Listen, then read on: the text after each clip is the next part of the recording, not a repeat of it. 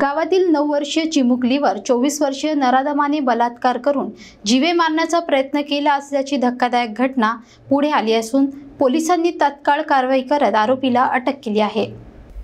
बुलढाणा जिल्ह्यातील खामगाव तालुक्यातील पिंपळगाव राजा गावात एका 9 वर्षीय चिमुकलीवर झालेल्या अमानुष अत्याचाराच्या घटनेने संपूर्ण परिसर हादरला आहे। 24 वर्षीय नराधमाने चॉकलेटचे आमिष दाखवून या चिमुरडीला त्याच्या घरात नेले आणि तिच्यावर बलात्कार केला।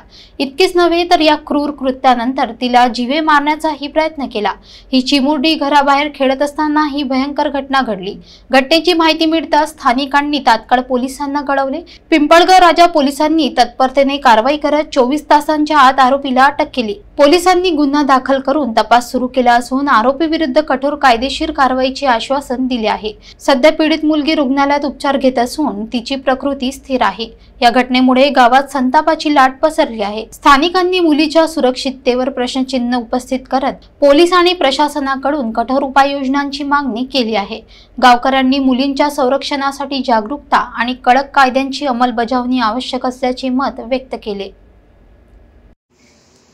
आज संध्याकाळी 5:30च्या दरम्यान पोलीस स्टेशन पिंपळगाव राजा येथे फिर्यादी आले व त्यांनी सांगितले की त्यांची मुलगी 9 वर्षाची मुलगी हिच्यासोबत रेहान खान मुख्तार खान या व्यक्तीने अतिप्रसंग केला आहे।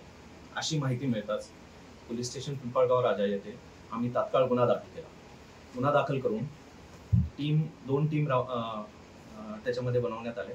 त्याच्यामध्ये एक टीम हे आरोपी जे आहे त्याला शोधण्याकामी आम्ही रवाना केली।